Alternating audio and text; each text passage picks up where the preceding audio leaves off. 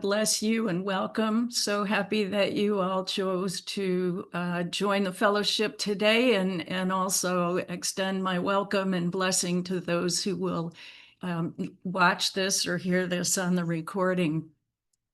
So I titled this teaching, What Behaviors Did Jesus Praise? And I'll tell you the background of this. You might be wondering, how on earth did she arrive at a topic like that? It came from a conversation that I had with our brother Craig Banyos, and I don't even remember, it was several weeks ago. I don't even remember the context of how this statement came up. But Craig said that would make an awesome study in the Bible. What were the behaviors that Jesus praised? And obviously, the reason being so we can do it too, right? So we can line ourselves up in the same way. And I thought immediately, wow, that would make an awesome study, and then hadn't been able to get it out of my mind. So I figured it must be something that the Lord valued and would want talked about. And with me, anytime, I do a study like that, it's gonna become a teaching eventually. You got to know that, right? So here we have it. So what behaviors did Jesus praise? There are surprisingly few records in the Gospels where Jesus specifically called out behavior and praised it.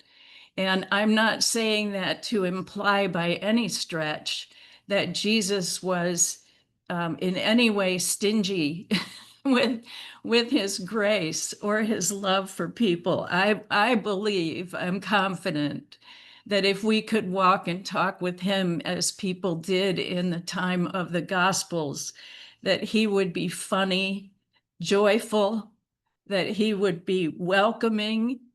I know also with some confidence that he would be incredibly direct and that his speech would be meaningful at all times. So the few times that he really called out a behavior and praised it is worthy of our attention. The other thing I had to wrestle with when I was preparing this was what constitutes praise. There are so many records in the Gospels where Jesus called out a behavior or recognized a behavior and then taught about it. And a couple of examples of that. Some of them are sort of borderline. Well, was that praise or, a compliment? What was that? For instance, in Mark 2, in Capernaum, the group that peeled the ceiling off the building where Jesus was teaching because there wasn't any room to get through the door. And the way it's phrased in Mark is when Jesus saw their faith. So he obviously, that was a demonstration of faith. Another example is the record of Zacchaeus in John. Zacchaeus climbed the sycamore tree because he wanted to see above the crowds because he was short. And Jesus called him down out of the tree and invited himself to dinner at Zacchaeus's house. But in those records and others like it, I had to draw the conclusion that, well, was that exactly, did he marvel? Did he step back and say to the other people around, look at this behavior? So we're going to look at the ones where he did exactly that. So in preparing for this, I read through all four Gospels fairly quickly, back to back, without really stopping other than to make notes about, yep, that's one there and that's one there. And I made some observations, though. In doing that, I saw some things that I really hadn't seen before. So I wanted to share with you those, and then we'll get into these records. What I saw this time that I hadn't seen so clearly before is that in all four Gospels, there's an underlying sense of urgency. From the very beginning of his ministry, Jesus knew that his time was short. How many times did he heal someone and tell them, don't tell anyone about this?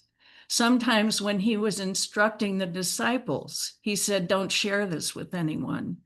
And I always puzzled over those instances. And what dawned on me was, and I thought too, that that was only a time or two in his ministry. It was really quite often. And what I gathered from that had to do with this urgency, that the timing had to be right. He had to fulfill the Old Testament prophecies. He had to complete his ministry. But the entire time he was doing that, the Pharisees were on him like pesky, angry flies or something. They were just all over him. And the reason that he told people, don't tell anyone about this was a matter of timing. He had to have time. And from the very beginning of his ministry, and I saw this very vividly too, from the very beginning of his ministry, he was up against this monolithic system of religion that the Pharisees, the Sadducees, the teachers of the law, the scribes had created, and how evil it was. They had a huge stronghold and a pervasive and thorough stronghold on the people. And they were, as Jesus said, blind leaders of the blind. They perverted the law of Moses. They inserted their traditions. They were two-faced with people and practiced double standards when it came to really adhering and understanding the law of Moses.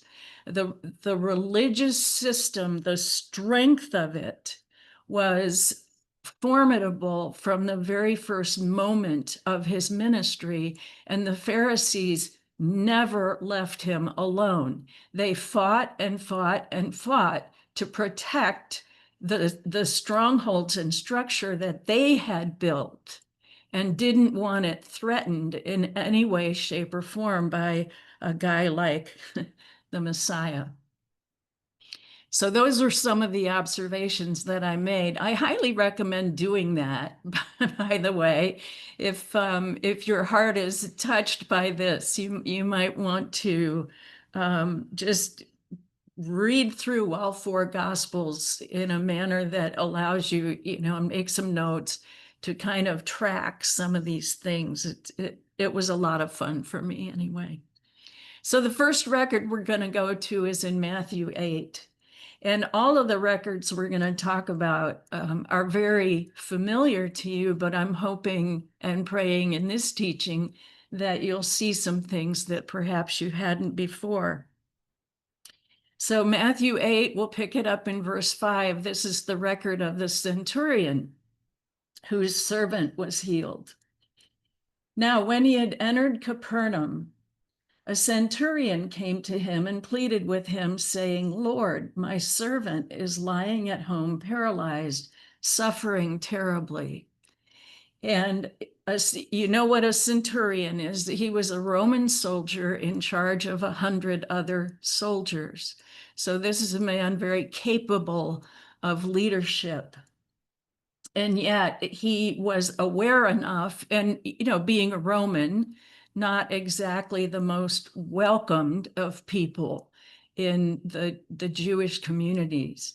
But we'll see in here and in Luke, he was welcomed. He did make a name for himself. And I love the addressing Jesus as Lord. He was obviously an aware person and understood that Jesus had a following and somewhat of a reputation. And he said to him, well, I'll come and heal him. And the centurion answered and said, Lord, I am not worthy for you to come under my roof, but just say the word, and my servant will be healed. For I also am a man under authority, recognizing Jesus as authoritative. And I have soldiers under me, and I say to one, go, and he goes, and to another, come, and he comes. And to my servant, do this, and he does it. And when Jesus heard it, he was amazed and said to those who were following him, truly, I say to you, I have not found anyone in Israel with so much faith or trust. I'm reading from the Revised English Version this morning, and in the Revised English Version, they have chosen to replace the word faith with the word trust. But they are, well, with the understanding that they are synonymous. That's why they did that. So, but I have not found anyone in Israel with so much trust. And this points to that very monolithic religious system that the Pharisees and others had built, that and how it undermined, if not completely blocked, the people from having faith in the true God and in the Messiah. And then he follows that with, I say to you that many will come from the east and the west and will recline to eat at the banquet with Abraham and Isaac and Jacob in the kingdom of heaven. But the sons of the kingdom will be cast out into the darkness outside, and there will be sobbing and gnashing of teeth.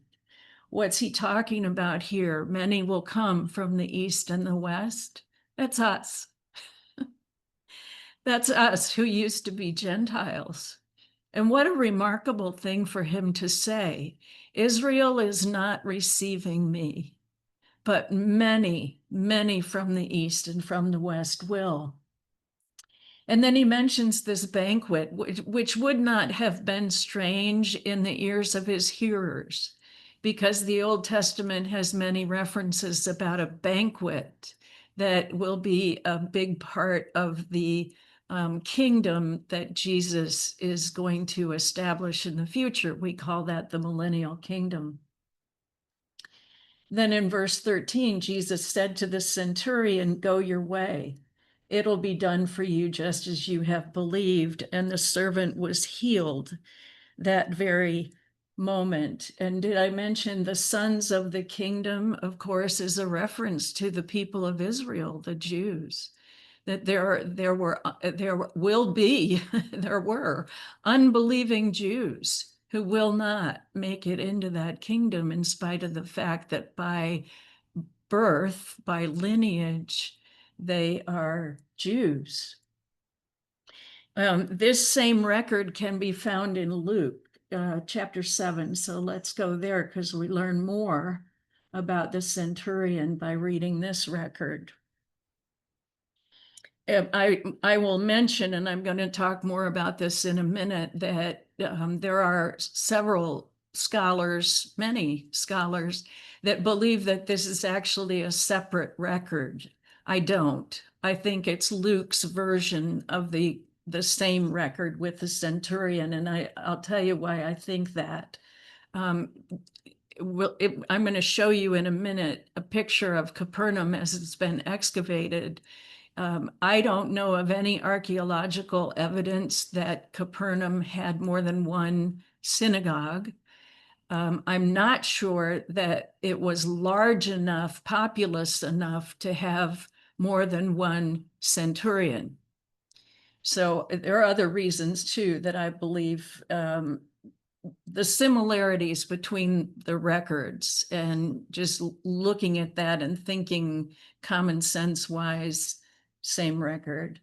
We'll pick it up right in verse 1. After he had ended all his sayings in the ears of the people, he entered Capernaum. Now a certain centurion servant who was highly regarded by him, that's an added detail that we hear in Luke, was sick and at the point of death. Now, when he heard about Jesus, he sent elders of the Jews to him, asking him to come and cure his servant. And when they came to Jesus, they pleaded with him earnestly, saying, he's worthy that you should do this for him, for he loves our nation and he has built a synagogue for us. And Jesus went with them. Now, when he was not far from the house, the centurion sent friends to him, saying, Lord, do not trouble yourself, because I'm not worthy for you to come under my roof. That is why I did not consider myself worthy to come to you. But say the word, and my servant will be healed. And then he says the same thing that Matthew recorded. For I also am a man placed under authority, and I have soldiers unto me, and I say to one, go, and he goes, and to another, come, and he comes, and to my servant, do this, and he does it. And when Jesus heard these things, he was amazed at him, and turned and said to the crowd who followed him, I say to you, not even in Israel have I found such great trust. And those who were sent, returning to the house, found the servant in good health. So one of the puzzling things about reading the Gospels is, how do we determine when it's the same record and when it's a different record? And, there have been dozens and dozens and dozens of books that have presented harmonies of the gospel. And a harmony of the gospel, the goal is typically to put in order chronologically the events of the four gospels, and to identify where events are different and where they're the same event. And it's very challenging, and different ones of the harmonies use different criteria. For example, E.W. Bullinger, many of us are familiar with his work, believes that these are two separate records that occurred fairly close together, but two different centurions, two different servants, and all of that. And he argues that because of the sequence of events of what came before and what came after this record in Matthew and in Luke, I tend to take the idea that the Gospels are not necessarily presented in chronological order. So there will be differences along those lines. We know that each of the four was written from an entirely different perspective. Matthew, Mark, Luke, and John were observers of these things. And so they have a different perspective, and the way God gave the revelation, it's just plain and simple to present this from different viewpoints.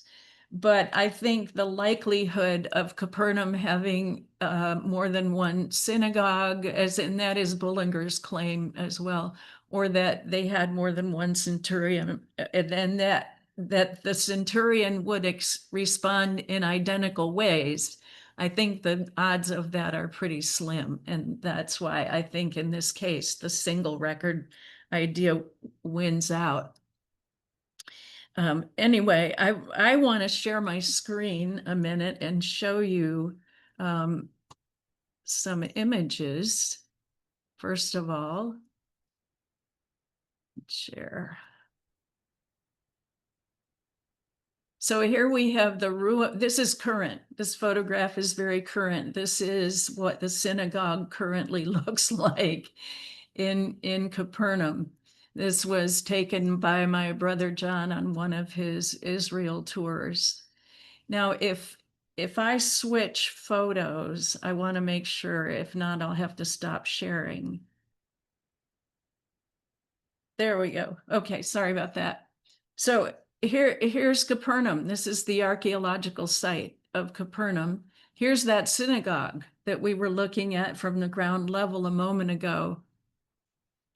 And all of this around here are dwelling places. So you can see the houses butted right up against each other, shared walls, actually, shared exterior walls.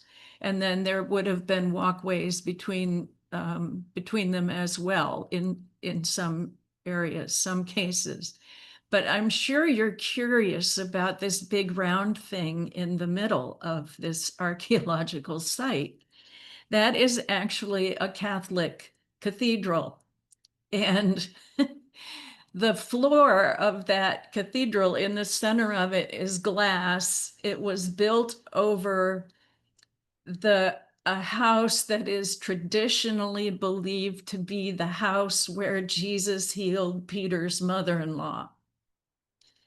Now, was it? Good question. And this has to do with the history of how archaeological sites develop in Israel. There's the side of it that is the science side, the archaeological side, but usually these sites are purchased or owned by a church, a denomination. And then, of course, they build something there that marks their denomination. And in this case, it is a Catholic church that was built over this site that, it could be tradition, could have been Jesus's house, could have been anybody's house. The history of why it was built right there. Well, look at it. It's smack dab in the center of this archaeological site. It's the focal point of the whole thing. And this is in the background is the Sea of Galilee. So I will stop sharing, but I want to share again and show you one more thing, and that's a map that as we go through these records, you can kind of see, here we go. You can kind of see orient yourself and see where we are exactly. So here's Capernaum, right, on the Sea of Galilee. And this is the area of the Galilee here, kind of like this. And you can see Nazareth there where Jesus was raised. Magdala was the home of Mary of Magdalene. And Bethsaida would be a familiar place to you because of reading the Gospels. So they're all very close together. And here, Cana is where Jesus did his first miracle, turning the water into wine. And this is the area that we're going to be reading about here. We'll see one record way up here in Caesarea Philippi, which was about the northernmost extreme point in Israel. The Mount Hermon is in this range, right, but kind of like right where that red arrow is there. And Mount Hermon was the site of the Transfiguration.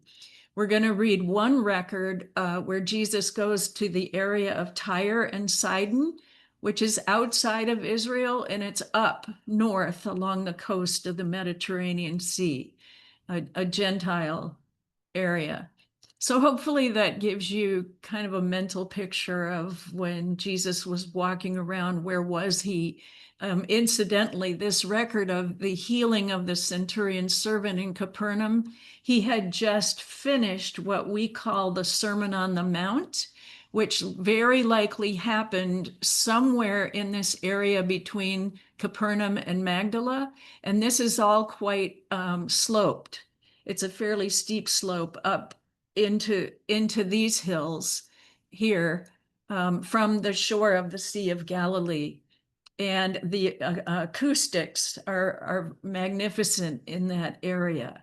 So very likely he would have been down low and the people seated up on the slope above. Anyway, those of you who know me well know that I love maps, so I love sharing that kind of thing. So in those two records, specifically, what did Jesus call out? And what did he praise? Well, he praised the trust, the faith of the centurion. And what we're going to see is that every one of these records that we're going to read boils down to some aspect of faith or trust and the behaviors that are demonstrated by that. We also saw embedded in those records the humility of the centurion in spite of his responsibility, and the fact that he recognized the lordship of Jesus.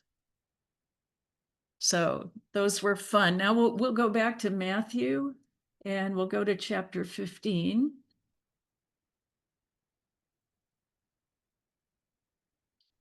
And we'll pick it up in verse 21. Jesus went away from there and withdrew to the district of Tyre and Sidon. And withdrew is a great word because it was way up north. It was way away from the Galilee. And he had just come from Gennesaret, which was not visible on our map, but near Magdala is where Gennesaret would have been. So he's way up there in Tyre and Sidon. And look, a Canaanite woman, a Gentile, as the centurion was a Gentile, Canaanite woman from that region came and began crying out, saying, "Have mercy on me, O Lord, Son of David." And Son of David was a title that was fairly frequently applied to the Messiah. "O Lord, Son of David, my daughter is severely afflicted by a demon."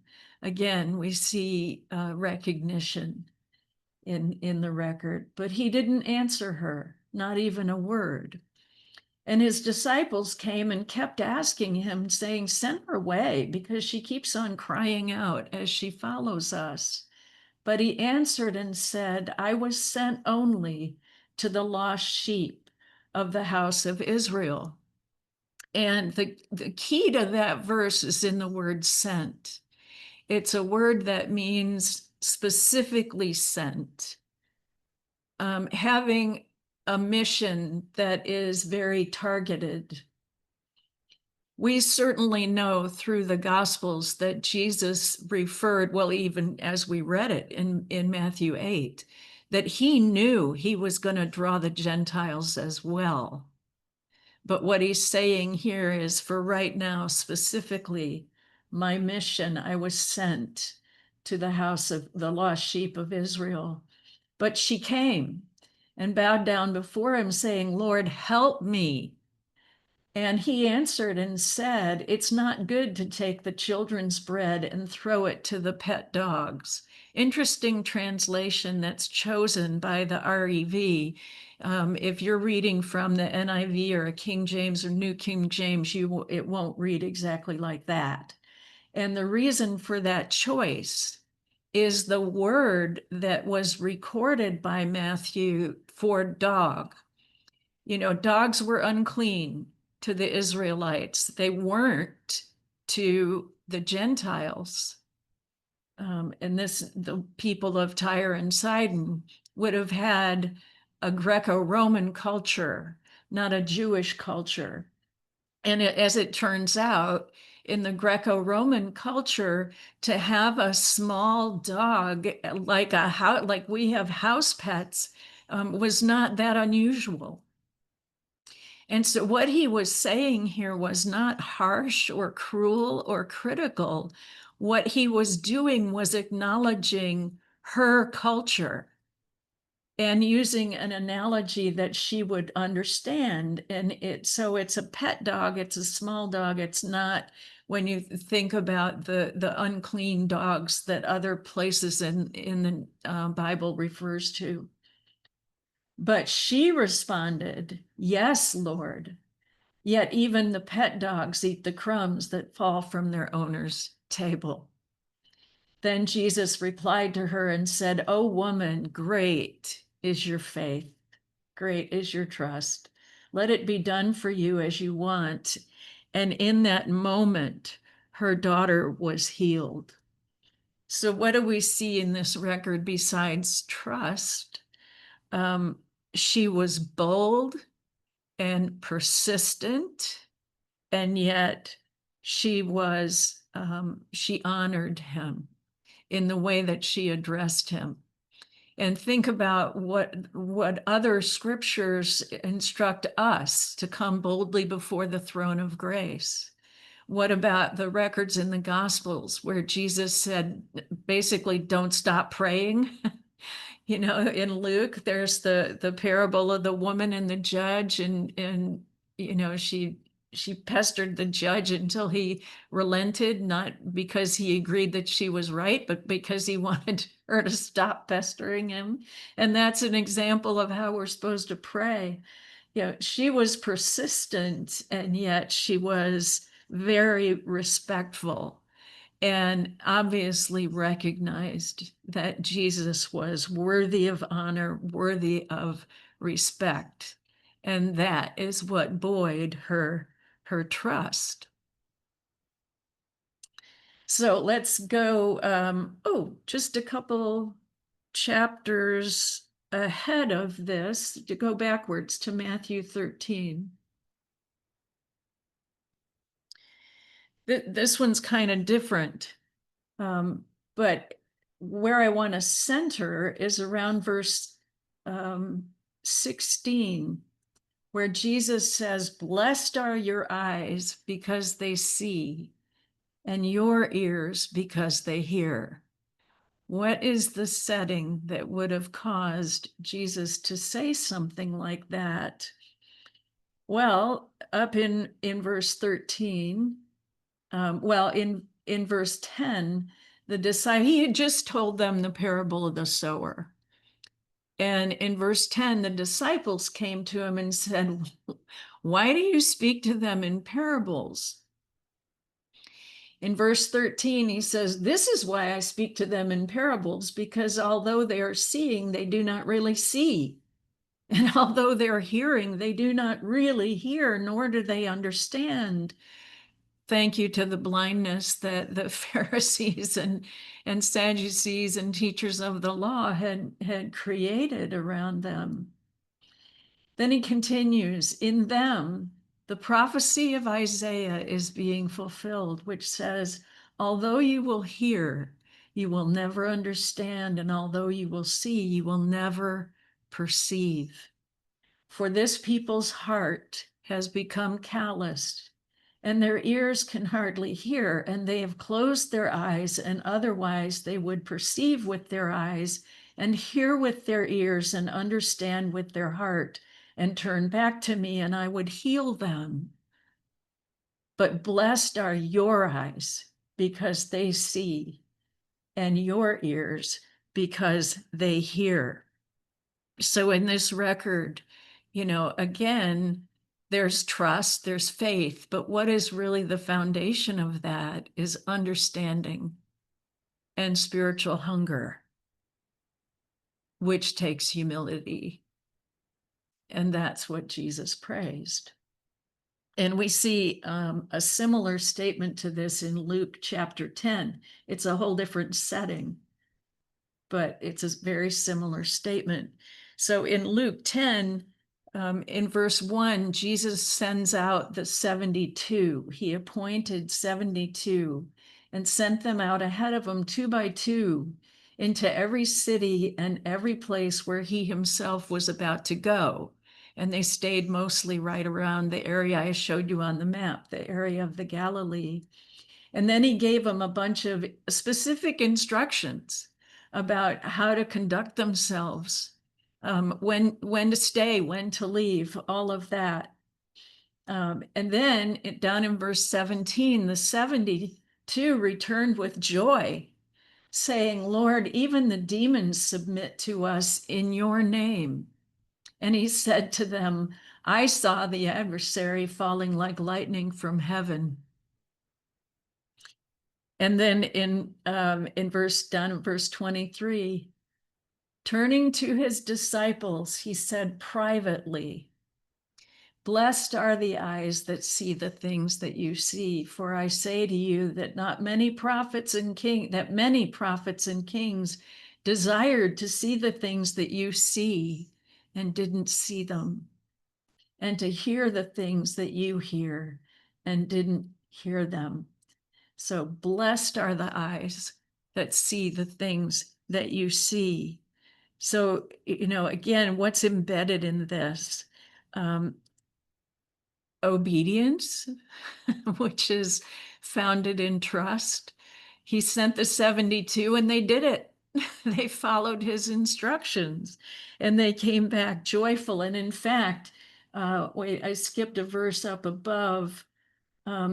Yeah, verse 21, look at that. In that same hour, he was full of joy. This is Jesus, full of joy in the Holy Spirit, and said, I thank you, Father, O Lord of heaven and earth, that you hid these things from the wise and understanding and have revealed them to little children.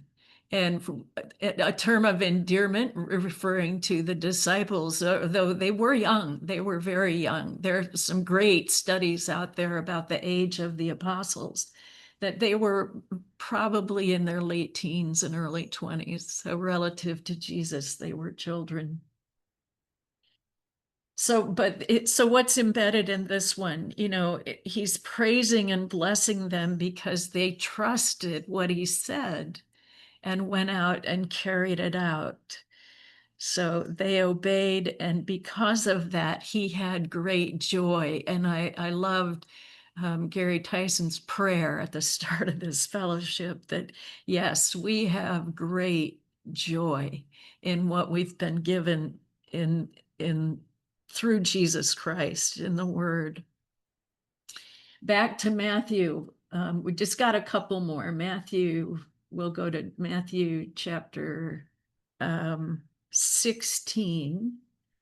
And this one would be very familiar to you. And we'll pick it up in verse 13. Now, when Jesus came into the district of Caesarea Philippi, we saw that on the map, one of the northernmost points in the area of Israel. He asked his disciples, who do people say that the Son of Man is? And they said, some say John the Baptist, others say Elijah, and others say Jeremiah or one of the prophets.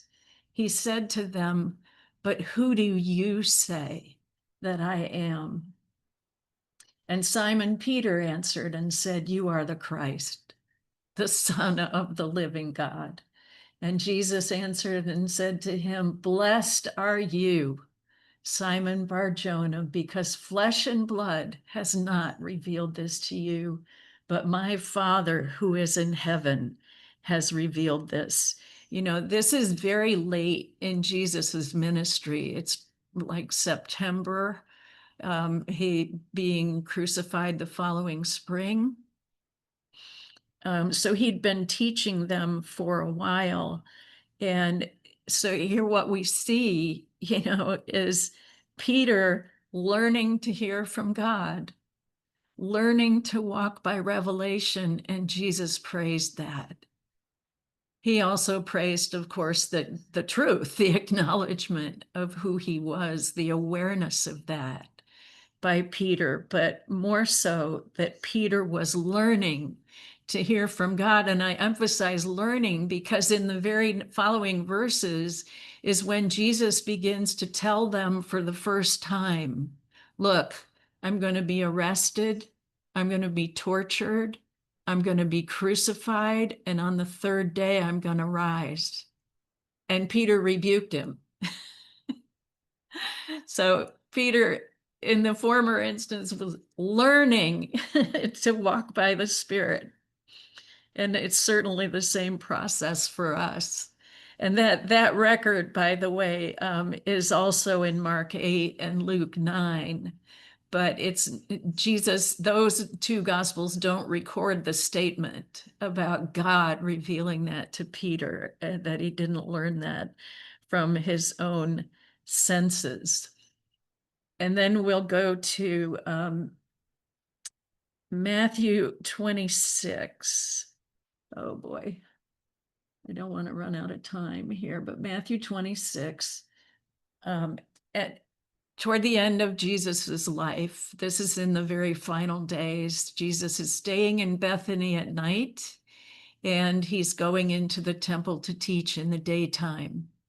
And in this particular evening in Bethany, we'll pick this up, by the way, in verse 6. They're at the house of Simon the leper. And this record is also in Mark in chapter 14, and it's in John 12. And we learn different details from each one of those, but we'll just look at the summary here.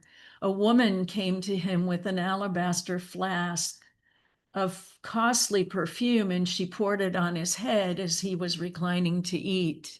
We learn from Mark that she anointed his feet as well.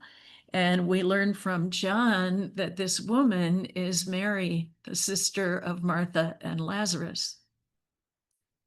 And when they saw this, the disciples became angry, saying, "Why this waste? For it would have been possible to sell this for a high price and the money given to the poor."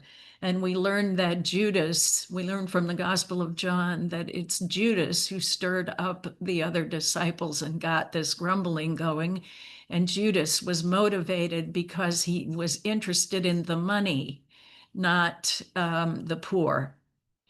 And the value of this huge quantity of perfume, I mean, it was pure perfume in this alabaster container, which they get it from India and it comes in a sealed container. She broke the container. There was a full 8 ounces of pure perfume in that container.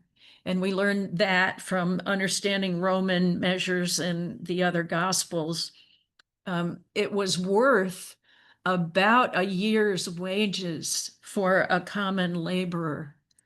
So this was an incredibly, incredibly generous gift that Mary was giving and expending on Jesus. What a tremendous honor and what tremendous generosity. And the way Jesus answered this complaining, he said, "Why are you giving the woman trouble? She's done a good work for me. You'll always have the poor. For this woman poured this perfume on my body. She did it to prepare me for burial. Truly, I say to you, wherever this good news is preached in the whole world, what this woman did will also be told in memory of her." He praised her honoring of him, her generosity, all born of faith, right? And whether or not Mary really understood that she was anointing Jesus for his burial is unclear. And we know from reading the Gospels that the disciples were very confused about what was going to happen with Jesus, in spite of the fact that he plainly told them what they had read and been brought up on from the Old Testament was the belief that the Messiah would establish a kingdom. And the Old Testament is just not clear that there would be any kind of time frame between coming the first time and coming to establish the kingdom. And the only place in the Old Testament that talks about a suffering Messiah is in the servant songs of Isaiah. And we learn from Jewish tradition that they don't read those segments of Isaiah, interestingly. Anyway, so that is the woman with the very generous gift and demonstration, and also setting up a situation where Jesus was able to make the point that his burial was imminent. So he praised that. And then finally, Mark 12. And this record is also toward the end of Jesus' life. We'll pick it up in verse 41. And this is the widow woman who casts her 2 coins in the temple. This happened to be the very final moments that Jesus was ever in the temple. It was the Sunday before he was arrested on Monday evening, and it's toward the end of the day, and he's sitting with his disciples, and he sat across from the offering box and watched a multitude of people put money in the offering box, and many who were rich put in large amounts. and a poor widow came, and she put in 2 leptons, which make a quadrans. And he called his disciple to himself and said to them, truly I say to you, this poor widow put in more than any of those who put money in the offering box, because they all put in money out of their abundance.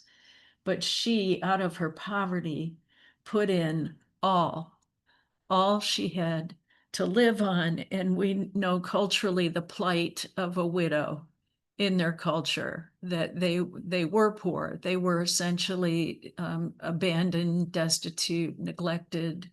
And yet here she was in the temple, going above the requirements of the law and demonstrating her love for the temple, for her heritage, for the Mosaic law. And he pointed that out. And just to give you a perspective, what she threw in there, a lepton, was the very smallest of the coin in the area, and it was only minted by the Jews. It wasn't even respected as part of Roman currency. And it was, it amounted to about 8 minutes of work by an everyday laborer. That it was 1/64 of a denarius, and a denarius was a day's wages to commonly in that culture. And this is about 1/64 of that. And yet it was everything she had. And she gave with such love and generosity that Jesus praised that. So what we have, faith, which is grounded in something, right? Or buoyed up by something. And we've seen in these records honor, humility, recognition of the Messiah, persistence, hearing God's voice, generosity, love, and going above the law. I want to close speaking of honoring our Lord. And I hope that you're thinking about, okay, how can I build these things into my life, right? That's the whole point of the teaching. But in light of honoring the Lord, I read an article last week that has this beautiful description of who Jesus was and what he did that I wanted to read to you, just a paragraph. The article actually is about Psalm 19. The section is of the focus of the article is the little section in Psalm 19 that talks about the law of the Lord is perfect, restoring the soul. And there's 2 or 3 sentences that follow that all point to the law. And here's what the author wrote. This psalm doesn't end in itself. David was not merely writing about scrolls and statutes. He was pointing to a person. Jesus Christ is the fulfillment of the law, Matthew 5:17. He embodied it, obeyed it, and became its goal. He is the wisdom of God, 1 Corinthians 1:24, the joy of the heart, John 15:11, the light of the world, John 8:12, the Word made flesh, John 1:14. In him, law becomes life. In him, truth becomes love. In him, the commandments are not just followed, they are fulfilled. Granted, the law doesn't save us, but grace does not nullify the law either. Instead, it writes it on our hearts. The gospel doesn't lower the standard, it fulfills it in Christ and then empowers us to walk in it by the Spirit. God bless you.